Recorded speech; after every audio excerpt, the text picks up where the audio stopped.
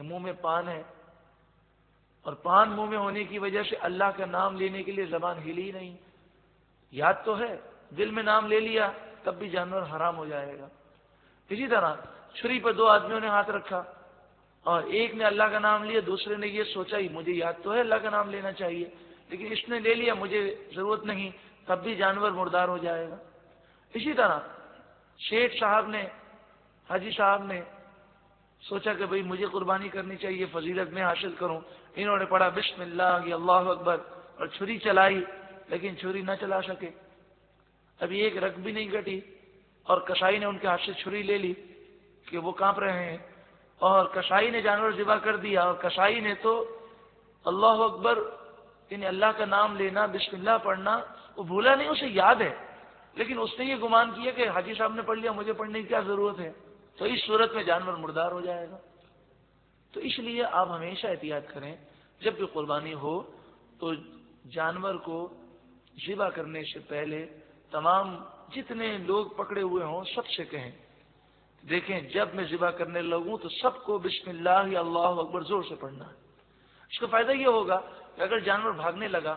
اور کسی نے بھی چھری لے کر اس کو ذبح کر دیا تو پھر ایسا نہیں ہوگا کہ اس نے جان بوجھ کر اللہ کا نام نہ لیا۔ اور ذبح کی جہاں تک بات آئی،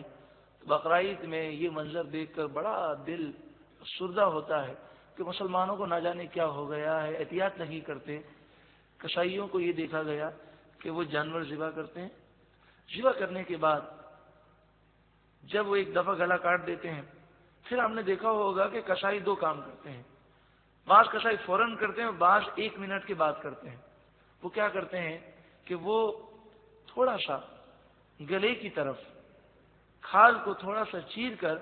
وہ چھری اندر ڈالتے ہیں، اور پھر آپ دیکھتے ہیں جانور فوراً ٹھنڈا ہو جاتا ہے۔ یہ حرام ہے، سخت گناہ ہے،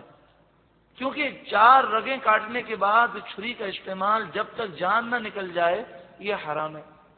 آپ نے دیکھا ہوگا کسائیوں کو وہ پیٹ پر زور زور سے دباتے ہیں، اس کی جان نکل رہی ہے اور وہ دباتے ہیں، یہ بھی حرام ہے۔ تو ہم نے نہیں روکا تو ہم گناہ گار ہوئے، ہمیں اس کی بھی توبہ کرنی پڑے گی۔ تو وہ کیا کرتے ہیں کہ وہ چھری گلے کی طرف سے تھوڑا سا چیر کر وہ چھری اندر ڈال کر دل کے قریب اس چھری کو مارتے ہیں، تو دل کے ارد گرد ایک جھلی ہوتی ہے، وہ جھلی جب کٹ جاتی ہے تو دل حرکت کرنا بند کر دیتا ہے، اس طرح جانور فوراً ٹھنڈا ہو جاتا ہے۔ دوسری صورت وہ یہ کرتے ہیں کہ اصل میں دماغ جو ہے یہ جانور کا زندہ ہوتا ہے، وہ دماغ خون مانگ رہا ہوتا ہے اور وہ خون دل پمپ کر رہا ہوتا ہے، لیکن رگ کٹی ہوئی ہوتی ہے اس لیے خون باہر جا رہا ہوتا ہے۔ تو دماغ کو یہ ختم کرنے کے لیے اس طرح کرتے ہیں، کبھی کبھی 4 رگیں کاٹنے کے بعد آپ دیکھیے گا کہ وہ چھری کو سیدھا کرتے ہیں، سیدھا کر کے جہاں 4 رگیں کاٹی ہیں وہیں گھونپتے ہیں آہستہ سے، کوئی بظاہر مشکل کام نہیں لگتا، اور پیچھے گردن کے پیچھے آپ دیکھیں گے ریڑھ کی ہڈی جا رہی ہے، اس ریڑھ کی ہڈی میں حرام مغز ہوتا ہے، وہ حرام مغز کو کاٹ دیتے ہیں، اس طرح اس کا دماغ سے رابطہ ختم ہو جاتا ہے، جانور فوراً ٹھنڈا ہو جاتا ہے۔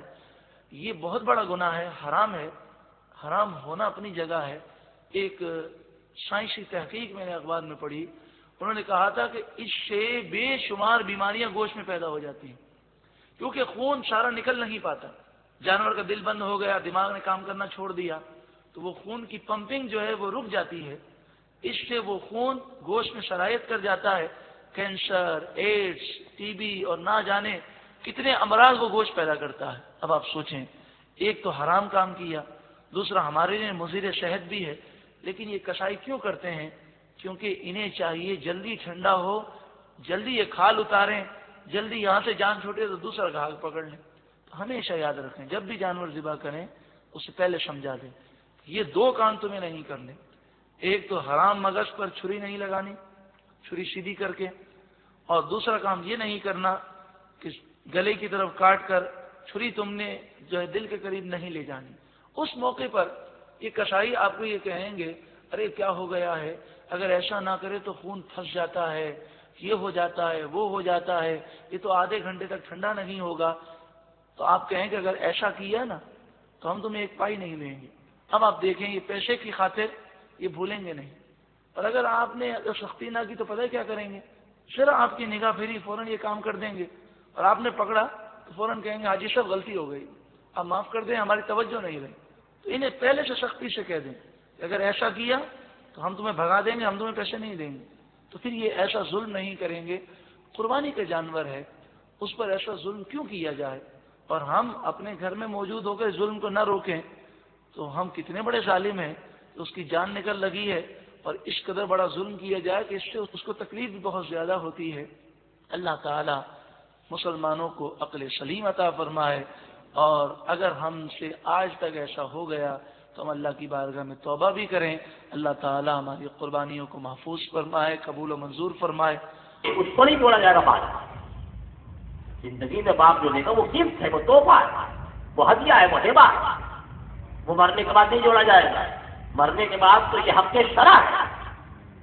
یہ حق شرع ہے۔ اگر باپ بول کے بھی جائے کہ میں نے اپنی بیٹیوں کی شادی کر کے جہیز دے دیا ہے، اب میرے مرنے کے بعد میری میراث میں اس کا حصہ نہیں ہوگا، تب بھی ان کا حصہ لگے گا کہ یہ حق شرع، یہ یاد رکھیں۔ کچھ کہتے ہیں نا وہ اپنے باپ سے وصیت کی تھی کہ لڑکیوں کو مت دینا، کئی لڑکوں میں تقسیم کرنا، یہ وصیت نہیں چلنے والی، بلکہ حق شرع ہے، اور میراث اسی طرح تقسیم ہوگی جیسا اللہ نے اپنے کلام حدیث میں حکم فرمایا۔